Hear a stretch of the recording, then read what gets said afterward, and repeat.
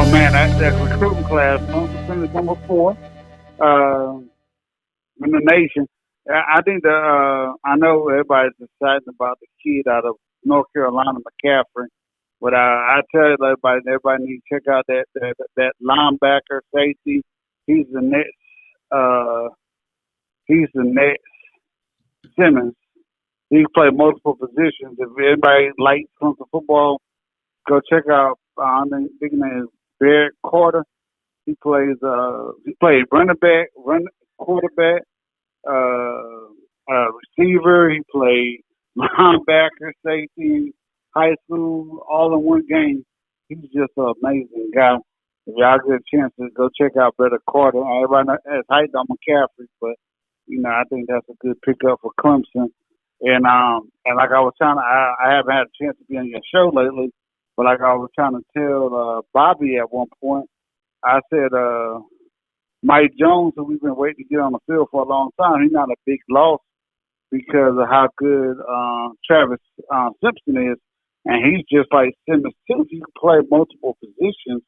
Like if we go back and look at that last Notre Dame game, he played some defensive line. I mean, he's just, he came out of high school as a pretty good running back. Also, he played linebacker like we see him playing now. And, you probably see some of that, doing some of the stuff Simmons did because he's an athlete, just like Simmons was. And think about it, Simmons had a red shirt to get where he was. Travis Simpson didn't have the red shirt. So, it just shows you, that he got the capability once he learns the offense to be pretty good. So I can't wait to see what Clemson does at that position and what they do on defense because that game against Georgia, the first game is going to be nasty because Georgia returned most of their team and their offensive line is always good and good defensive line, good running backs, and good quarterback play. So I can't wait to see that with Clemson's defensive line and see how Clemson holds up after getting torched by Ohio State last year. Yeah, I can't think of a game that I'd rather see than Clemson, Georgia. Right. And my question to you, are you shocked at how bad Fields is getting downplayed in the NFL draft, saying that he's a one-read quarterback? After what he did at Clemson, or I know Top Billing said Clemson defensive backs is not as good as they've been in the last 4 or 5 years, and that's one of the reasons why he had so much success. Are you shocked about how people are trying to downplay how good Fields is in the NFL draft?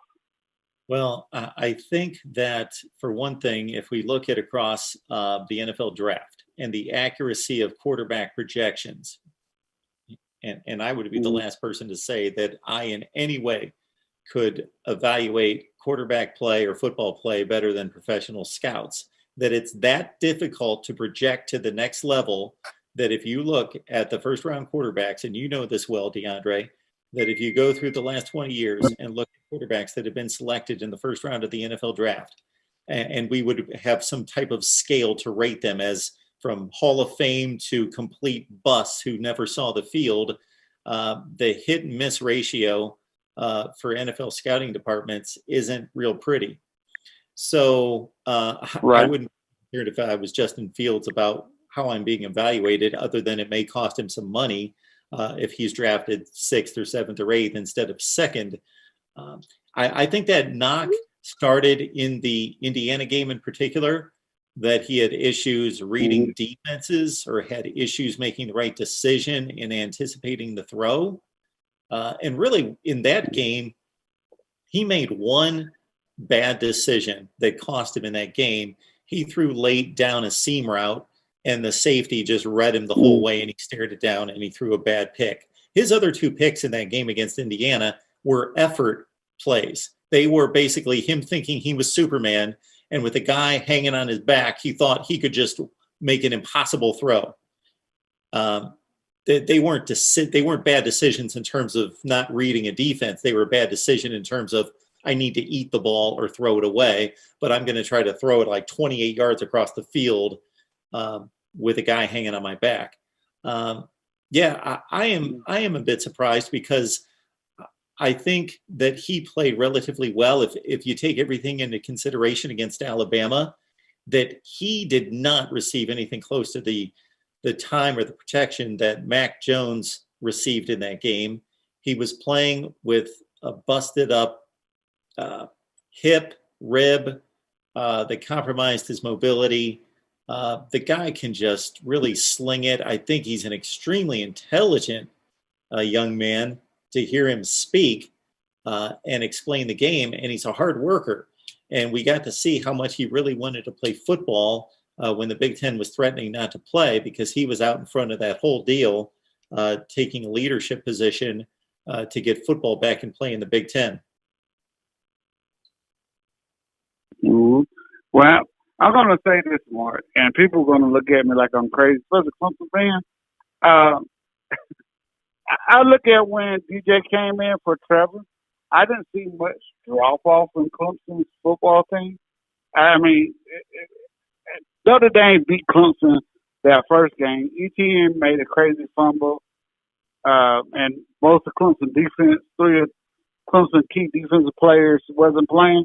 But I didn't see that much of a drop-off, and people saying Trevor Lawrence is a once-in-a-lifetime talent like John Elway and Luck. I don't know how they evaluate how John Elway was in high school. I didn't see John. I was a kid when John Elway came out. I heard about him, but it's not like what we see today. And, you heard about Andrew Luck, but he was a red shirt. He went to Stanford. Everybody talked about how smart he was, but people put Trevor Lawrence in that category, and I really don't see the big difference between the two.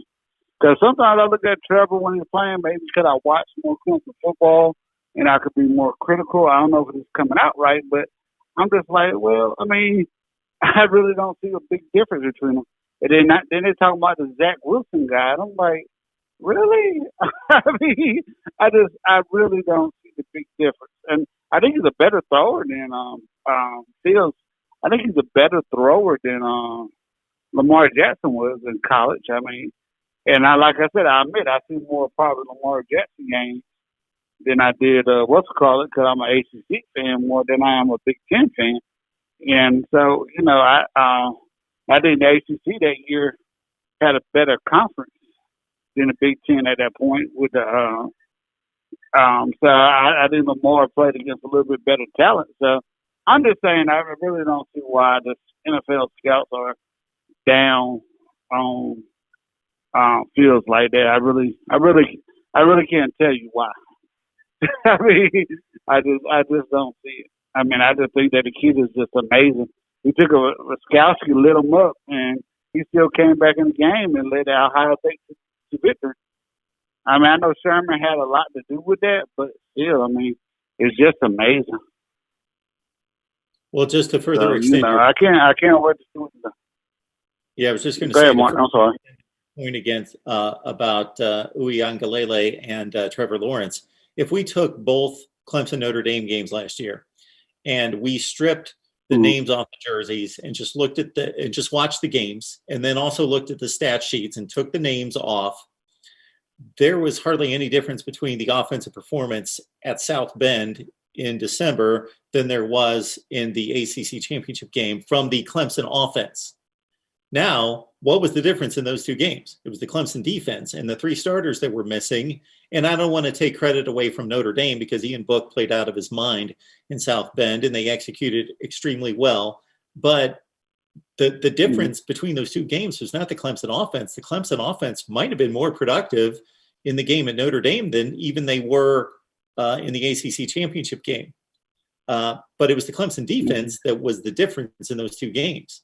When you talk about the difference in performance between Uiagalelei against Notre Dame and what Trevor Lawrence, really there was only one play in that game that I can remember in South Bend that I thought Uiagalelei made a major mistake.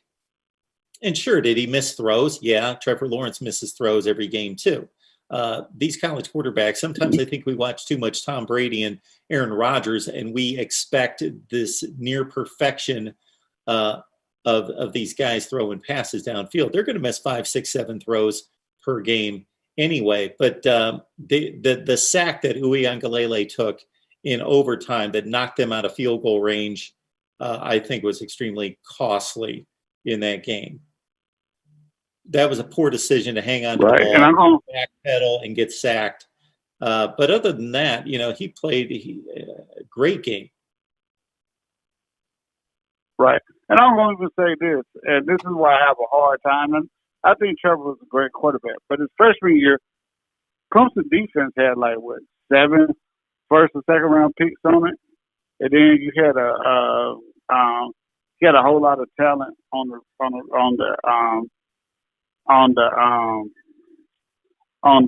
receivers and the court and the other position on the field. If you go back and look at Watson's sophomore year, he played with less talent than Trevor ever did, especially on the offense side, outside of his junior when Mike Williams finally came back. And I'm just saying that, I look at Trevor Lawrence, and I just, outside the old stereotypes of what we saw in the 80s and 90s, that's what I think what most people are looking at. Not that the fact that, you go look at him and Deshaun Watson, and as a Clemson fan, Watson upgraded the team his sophomore year. Because I can't tell you anybody that he played with that was an NFL player his sophomore year outside of Wayne Gallman.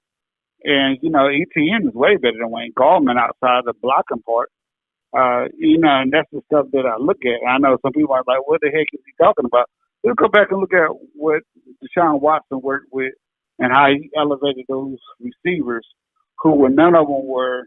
I think they had McLeod, who's like a kick returner now. Dean, he didn't even play in that what's those called, the semifinal game, because he got suspended. He didn't have Mike Williams, and look what he did against Alabama that year, who had one of the best defenses ever. I think the final score 46-40. Oklahoma had a heck of a team that year that they beat. And then look how Deshaun Watson upgraded that team. I just don't see that it factor like you see with Deshaun Watson. And I'm not saying because I'm a Trevor Lawrence fan too, but I'm not saying that because Deshaun Watson's black and the old stereotypes of he's 6'6" like Peyton Manning type guy. I'm just saying if you go back and look at how Deshaun Watson upgraded his team compared to what Trevor Lawrence did, I think there's a big difference. I think if you took Deshaun Watson when he played, you go play that Ohio State back game this year, I think Deshaun Watson is a heroic effort against them. I didn't see that out of Trevor Lawrence. Don't get me wrong, when Trevor Lawrence got knocked out by Wade last year, I was like, dang, he showed some toughness. But I just think Deshaun Watson just got it. And like I said, I think Trevor just came into a team that was made. I don't think without Kelly Bryant, I don't think Clemson beat Texas A&M if Trevor was to start that game off.